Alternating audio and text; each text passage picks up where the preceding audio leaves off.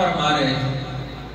اب صحابہ اکرام حضرت ابو بکر صدیق کو دیکھتے اور عجیب سا ماجرا بنا ہوا ہے، تو وہ گئے خیمے میں، دیکھا کہ حضور علیہ السلام آرام فرما رہے ہیں اور ام المومنین کی گود میں سر رکھا ہوا ہے، آرام فرما رہے ہیں. حضرت ابو بکر صدیق کو غصہ تھا کہ صرف تمہارے ایک ہار کی وجہ سے پورا قافلہ رکا ہوا ہے، رسول اللہ رکے ہوئے اور تم نے روک کے رکھا ہوا ہے. لیکن آہستہ سے بات کر رہے ہیں. اماں جان کہتی ہیں کہ مجھے ابا جان نے زور سے میری پسلیوں پر مارا بھی کہ تو نے یہ کیا کیا؟ کہتے میں نے جنبش بھی نہیں کی کہ اللہ کے پیغمبر میرے سر پہ گود رکھے ہوئے آرام فرما رہے ہیں. آپ کی نیند میں خلل نہ آئے. قدرت کو حالات اور واقعات سے اپنا راستہ نکالنا مقصود ہوتا ہے، وگرنہ کوئی ہار ملنا مشکل کام نہیں تھا، اللہ تعالیٰ بتا دیتے. لیکن یہاں مقصود کچھ اور تھا. اب کافی دیر گزر گئی، ہار نہ ملا اور اللہ کے پیغمبر ادھر سے نماز کا وقت جا رہا ہے، پانی موجود نہیں. تو آپ نے فرمایا اب کیا کیا جائے؟ تو اللہ کی طرف سے یہ وحی آ گئی کہ پانی نہیں ملتا، فتیمموا صعیدا طیبا، پاک مٹی سے تیمم کرو اور تیمم کر کے نماز پڑھو. یہ امت کے لیے اتنا آسانی اور سہولت کا راستہ نکل آیا کہ حضرت عبداللہ ابن مسعود جو اس امت کے سب سے بڑے فقہاء میں سے ہیں، جن کی فقہ پر اللہ کے پیغمبر بھی اعتماد کرتے ہیں، جن کے تفقہ اور بصیرت پر عمر ابن الخطاب رضی اللہ تعالی عنہ بھی اعتماد کرتے ہیں، وہ فرمانے لگے اے آل ابو بکر، یہ تمہاری پہلی برکت نہیں ہے جو اس امت کو حاصل ہوئی، تمہارے خاندان کی برکتوں کا ایک تسلسل ہے جو اس امت کو حاصل ہو رہا ہے. کچھ خاندان وہ لوگ ہوتے ہیں جن میں نیکی، شوق، محبت الہی، اللہ کے دین کی محبت اور عظمت اتنی جاں گزین ہو جاتی ہے کہ اللہ جل جلالہ ان کی برکت سے ان کے مسائل کو حل کرنے کی وجہ سے دوسرے لوگوں کے لیے بھی بڑے بڑے فوائد کا اور بڑے بڑے نفع کا سامان پیدا کر دیتے. عبداللہ ابن مسعود رضی اللہ تعالیٰ عنہ فرماتے ہیں کہ آل ابی بکر، یہ پہلا نفع نہیں جو امت کو آپ کے خاندان سے پہنچا ہو، یہ تو ایک تسلسل ہے بے شمار نفعوں کا جو اس خاندان ابی بکر سے دین حق کے لیے، امت کے لیے، انسانیت کے لیے اور ملت اور وطن کی ترقی کے لیے وہ کون سا میدان ہے، وہ کون سا کام ہے جس میں اس گھرانے کی شرکت نہیں ہے؟ پہلا نفع نہیں.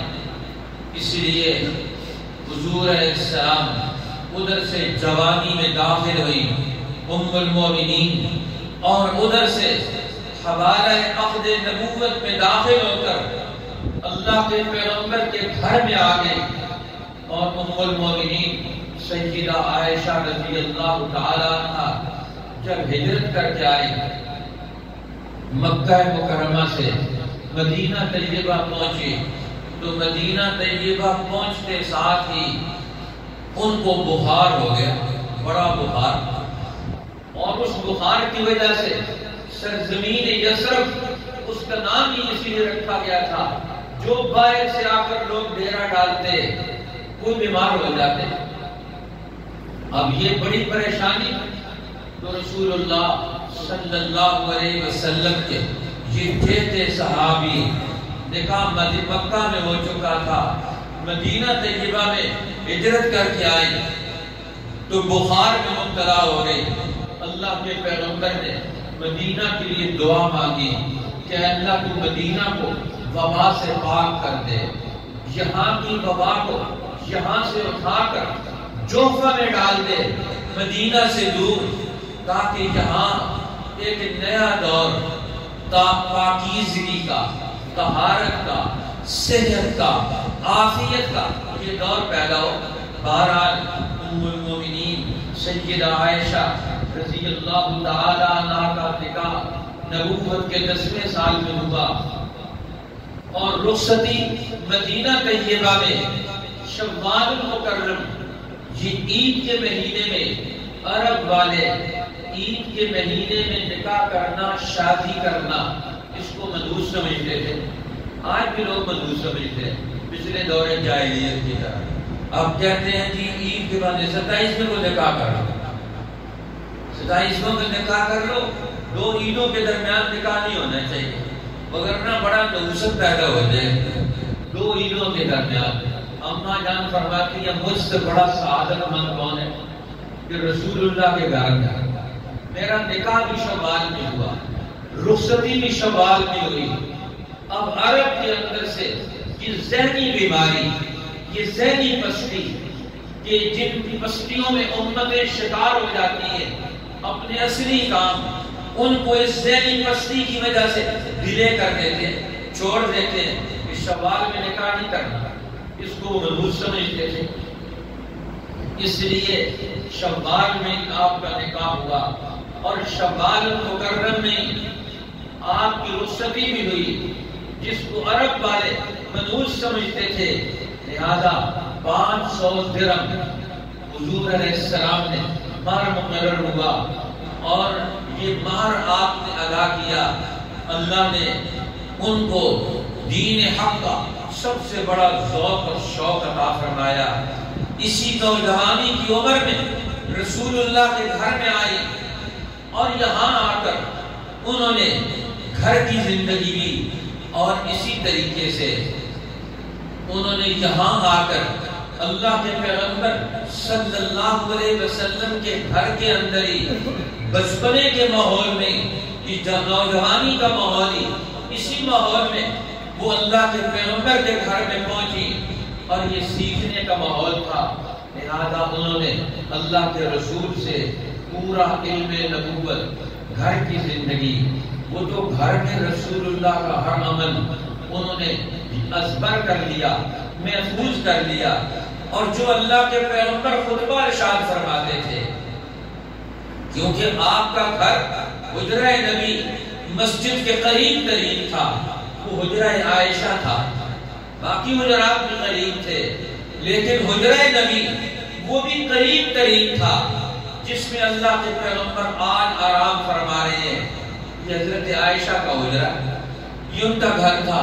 ساری زندگی مدینہ طیبہ میں، جہاں اور حجرات النبی میں آپ نے اپنی زندگی کا دور گزارا، اسی طرح حجرہ عائشہ کو، حضرت عائشہ کی اس حجرے کو وہ مرتبہ اور مقام حاصل ہے، کسی اور کو وہ مقام حاصل نہیں۔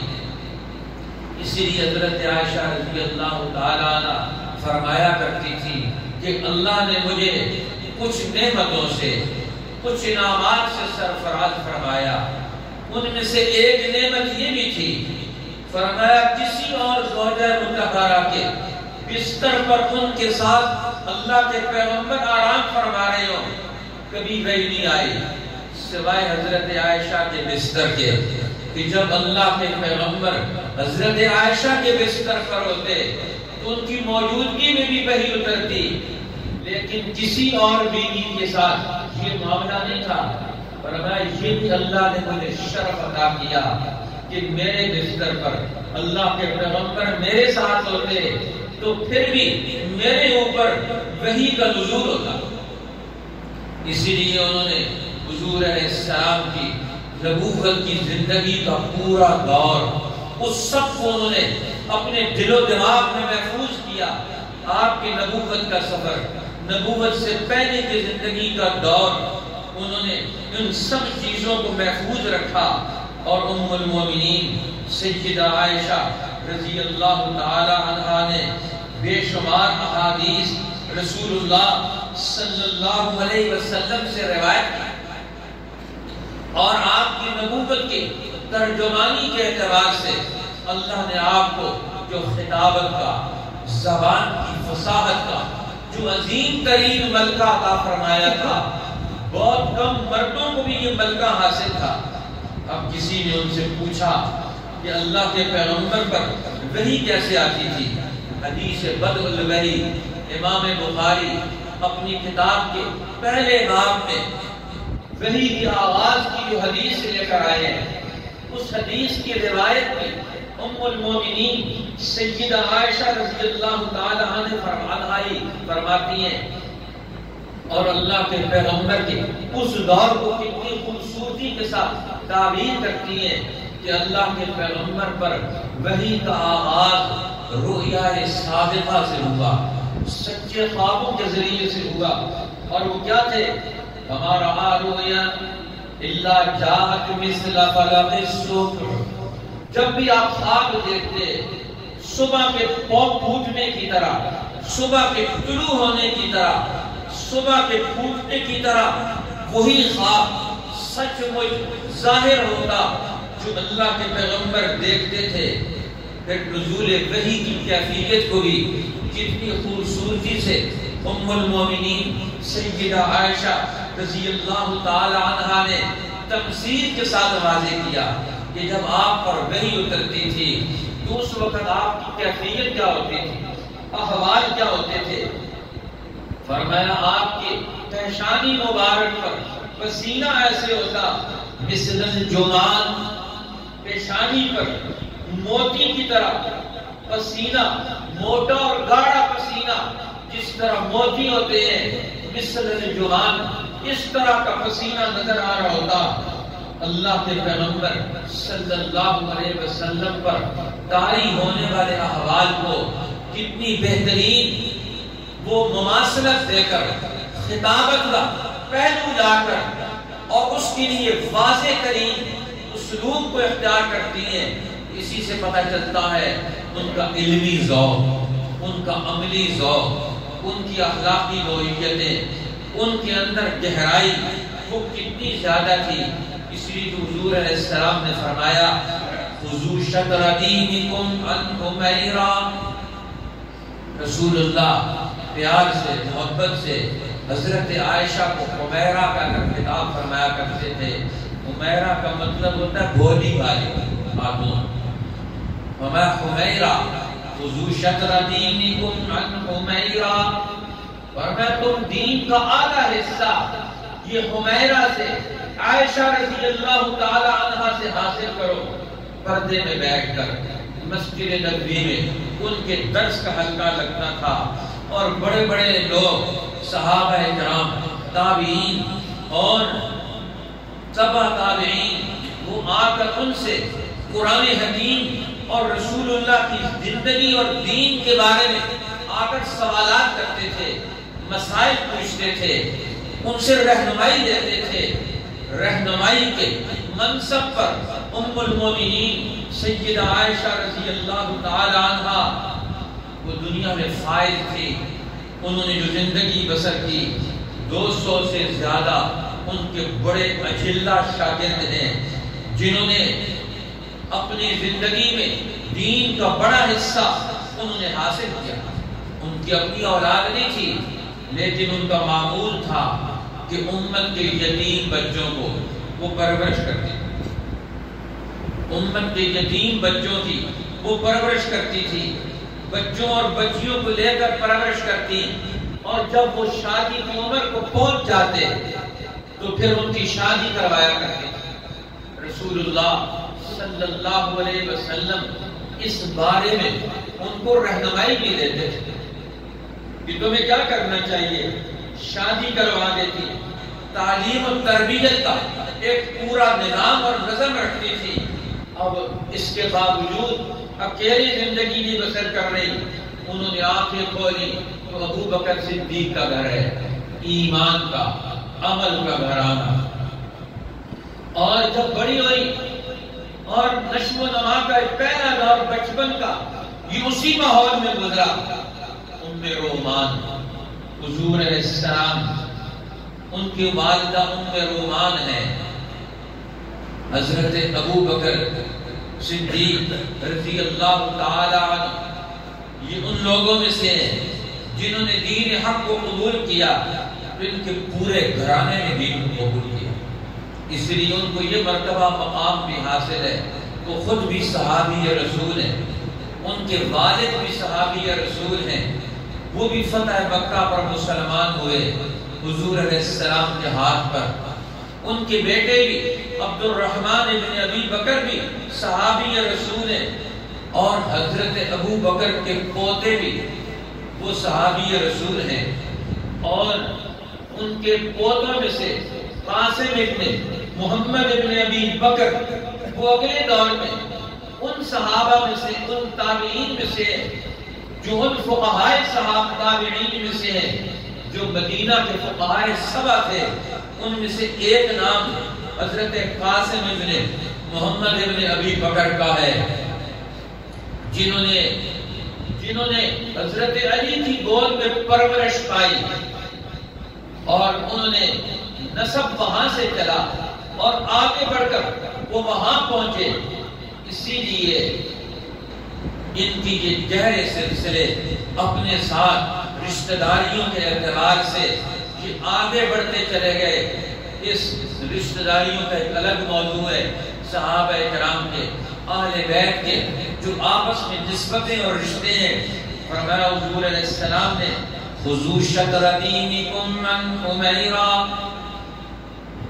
فرمایا دین کا آدھا حصہ تم میری حمیرہ سے، سیدہ عائشہ سے حاصل کرو۔ آپ نے ہجرت بھی کی، مہاجرین اولین میں آپ کا نام ہے، قرآن نے ان کا تذکرہ کرتا ہے السابقون الاولون من المہاجرین والانصار، سب سے پہلے ہجرت کرنے والے مرد ہوں یا عورتیں، انصار مدد کرنے والے مرد ہوں یا عورتیں، قرآن ان کی خوبیوں کو بیان کرتا ہے۔ یہ ایک مرتبہ اور مقام ہے۔ حضرت عائشہ کو یہ مہاجرات اولین میں سے ہیں، اور یہ فقہ کے، دین کی تعلیم کے اونچے منصب پر فائز تھی۔ گویا اپنے دور میں، صحابہ کے دور میں اور اگلے دور میں ایک بہت بڑا دین حق کے مسائل کی رہنمائی کا فریضہ سر انجام دینے والے لوگوں میں سے ہیں، جنہوں نے علم اور عمل کا پورا دور پورے نبوی اعتماد کے ساتھ گزارا، نبوت کی سرپرستی میں گزارا۔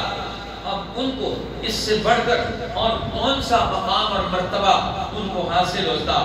اللہ نے ان کو ذہانت بھی عطا فرمائی، عقل بھی عطا فرمائی، شعور بھی عطا فرمایا، اور ان کو برداشت بھی عطا فرمائی۔ حضور علیہ السلام سے سوالات کرتے تھا۔ ایک دفعہ سوال کیا، یا رسول اللہ یہ تو بتائیں، رات کو لیٹے ہوئے تھے، آسمان کے ستاروں پر نگاہ ڈالی، ایسا بھی کوئی مسلمان ہے کہ جس کی نیکیاں آسمان کے ستاروں جیسی ہوں؟ آپ نے فرمایا ہاں، میری امت میں سے عمر ابن الخطاب ان لوگوں میں سے ہیں جن کی نیکیاں آسمان کے ستاروں جیسی ہیں۔ اب ان کو فوراً دل میں خیال آیا اور فوراً اس خیال کو پیش کر دیا اور پوچھا میرے ابا کا کیا حال ہے؟ تو فرمایا اس کی تو ایک رات کی نیکی عمر کی ساری زندگی کی نیکیوں کے برابر، جو انہوں نے سفر ہجرت میں میرا ساتھ دیا۔ اسی لیے تو حضرت عمر فرمایا کرتے تھے کہ ابو بکر تم مجھے ایک رات کی نیکی دے دو اور ایک دن کی نیکی دے دو، میری ساری زندگی کی نیکیاں لے لو۔ رات وہ جو آپ نے ہجرت کے سفر میں رسول اللہ کے ساتھ غار ثور میں گزاری تھی، وہ رات مجھے دے دو، اور دن وہ جس دن اللہ کے رسول دنیا سے پردہ فرما گئے، جو امت پر غم کا پہاڑ ٹوٹا، اس دن جس نے امت کو سنبھال لیا، جس نے دلوں کی ڈھاس بنا لی، جس نے لوگوں کو دین حق پر جمع کر دیا، جس نے اس دین کا اگلا دور نظم اور خلافت کا، خلافت راشدہ کا اگلے دور کی بنیاد ڈال دی۔ فرمایا ابو بکر تم وہ دن مجھے دے دو، میری ساری زندگی کی نیکیاں لے لو۔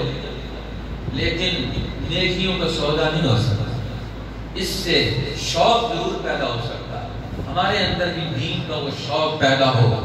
تو ام المومنین کے اندر دین کا جو شوق تھا، جو ذوق تھا، جو تڑپ تھی، جو طلب تھی، ایک دفعہ پھر سوال کیا، یا رسول اللہ، قرآن کہتا ہے کہ قیامت کے دن سب لوگ آئیں گے، وَلَقَدْ جِئْتُمُونَا فُرَادًا كَمَا خَلَقْنَاكُمْ أَوَّلَ مَرَّةٍ، تم ہمارے پاس اکیلے تنے تنہا ننگ درنگ جس طرح دنیا میں پیدا ہوئے تھے، ماں کے پیٹ سے دنیا میں ننگے آئے تھے، قیامت کے دن ہر آدمی ننگا اٹھایا جائے گا، اس کی جسم پر کوئی لباس نہیں، لباس ہوگا تو صرف تقویٰ کا لباس ہوگا۔ ہم نے سوال کیا، یا رسول اللہ، اس دن مرد بھی عورتیں بھی سب ننگے ہوں گے تو کسی کو ایک دوسرے کو شرم نہیں آئے گی دیکھتے ہوئے؟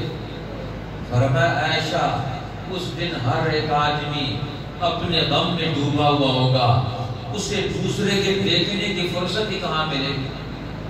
وہ تو دن کون سا ہوگا؟ وَتَرَى النَّاسَ سُكَارَىٰ، تو دیکھے گا کہ ہر ایک اپنی زندگی کے نشے میں مدہوش ہے، کسی کو دوسرے کے دیکھنے کا اس دن موقع کہاں ہوگا؟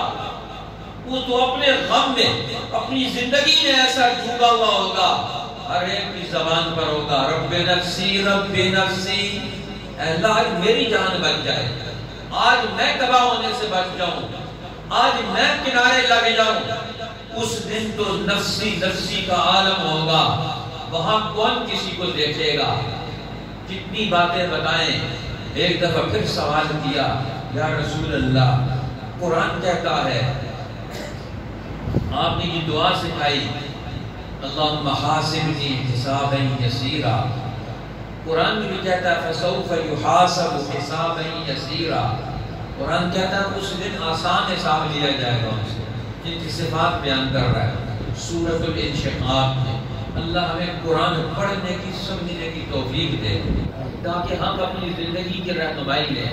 دیکھو وہ زندگی کی رہنمائی قرآن سے لیتے ہیں، قرآن پڑھ رہی ہے، قیامت کے دن کا حساب ذہن میں ہے، اس حساب کو ذہن میں رکھ کر قرآن پڑھتے ہیں۔ سوف یحاسب حسابا یسیرا، یہ وہ لوگ ہیں جن سے آسان حساب لیا جائے گا۔